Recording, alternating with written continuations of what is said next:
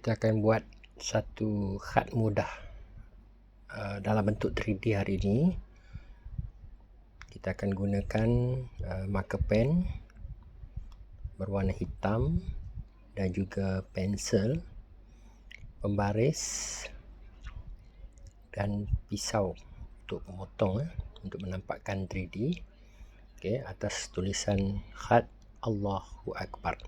Okey, yang pertama kita terus tulis Allahu Akbar, tulisan Jawi Allahu Akbar menggunakan marker pen permanen sebaik-baiknya yang berwarna hitam, dan kita kemaskan juga dengan marker pen yang bermata halus untuk lebih kemas.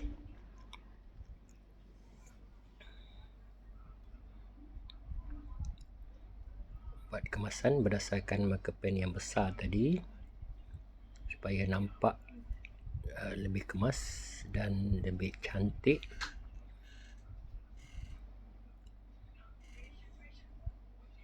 Dengan mata halus ni kita boleh buat dengan teliti lah di tempat-tempat tertentu yang lebih halus supaya nampak seni khatnya.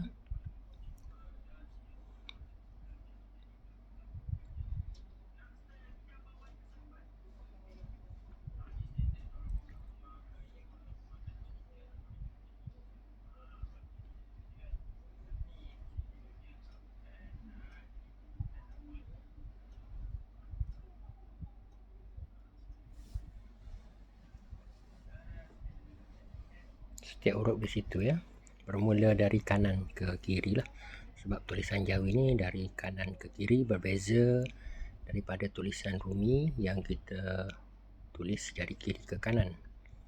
Okay, yang mana tebal ataupun tempat-tempat yang halus.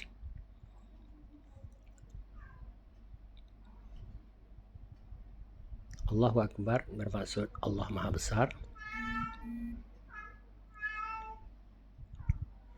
Okay, dan seterusnya kita gunakan pensel.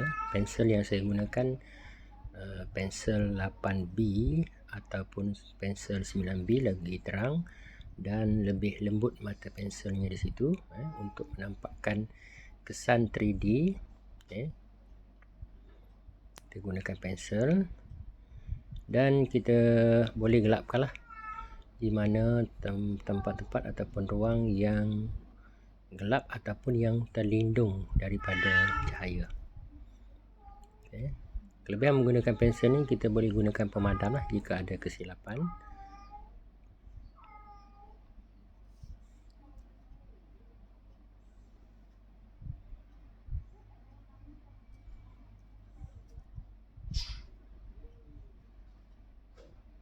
Kita buat tone berdasarkan terang gelap lah. Tempat-tempat yang terlindung ataupun tempat-tempat yang tidak terkena ataupun terlindung daripada cahaya lah, kita gambarkan. Kita buat imajinasi sendiri, kita kenakan cahaya, pencahayaan, dan kita boleh buat lah. Kita buat satu persatu lah, dari atas ke bawah. Jadi dari situ kita akan nampak lah dia punya kesan 3D. 3D ni tidak seperti, kalau tulisan tidak seperti tulisan biasa. Kita nampak seolah-olah tulisan itu seolah-olah satu objek yang ada di hadapan mata kita. Jadi penggunaan tone ataupun kesan tone yang kita gunakan, kalau di sini saya menggunakan pensel, akan menampakkan tulisan itu seperti objek yang ada di depan mata kita.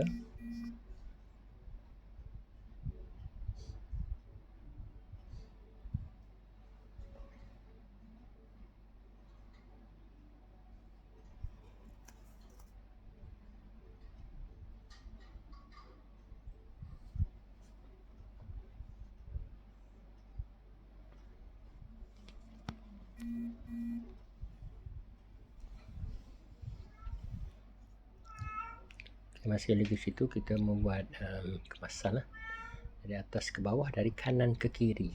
Ini berbeza, kanan ke kiri. Kalau macam biasa kiri ke kanan, tapi atas ke bawah itu masih lagi sama.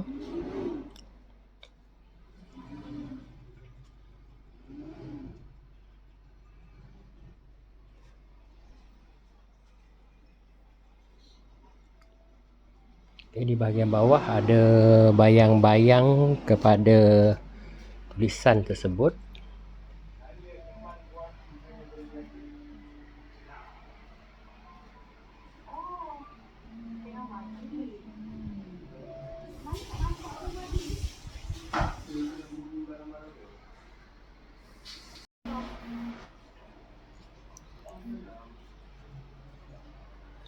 Dan gunakan pembaris lah untuk kita andaikan ataupun kita bayangkan objek ini di atas meja. Okey. Dan seterusnya kita gunakan pisau pemotong lah untuk buang bahagian-bahagian yang tertentu untuk menyampakkan objek ataupun tulisan tersebut yang kita telah jadikan sebagai satu objek itu berdiri di hadapan mata kita. Ini kena buat dengan hati-hatilah supaya tidak terpotong bahagian yang sepatutnya tidak kita potong. Boleh gunakan pisau seperti yang saya tunjukkan di situ, dan alas untuk tempat kita potong tu kita ada alas lah. Kalau kita buat atas meja ataupun atas tempat yang tidak sesuai akan merosakkan. Jadi biasanya alas untuk memotong ni dia ada jual. Kalau dilihat di situ warna hijau di sebelah belakang tu. Jadi itu macam getah, maknanya tidak ada nampak kesan pisau pemotong di situ.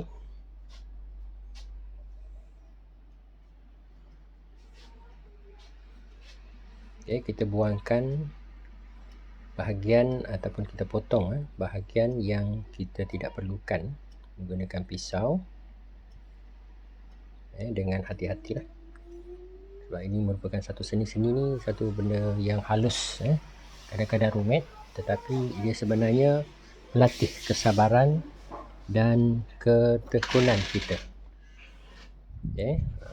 Bahagian-bahagian yang kecil itu terutama yang agak sukar, tetapi apabila tiba di bahagian yang besar ia akan menjadi lebih mudah. Sebab tu kita buang yang kecil dulu, dan yang besar itu ia akan memegang kertas tersebut. Yang ini dibuat atas kertas lukisan biasa, ketebalan 135 GSM. Dan kita kemaskan lagi bahagian yang tidak terpotong, bahagian halus. Seterusnya macam biasa, tulis nama kita sebagai pelukis. Dan seterusnya kita alihkan. Apabila siap membuat kemasan, kita alih di atas kertas yang berwarna yang lain seperti yang saya tunjukkan di situ, supaya nampak 3D ataupun objek tulisan yang kita jadikan objek itu lebih kemas. Selamat mencuba. Jangan lupa subscribe.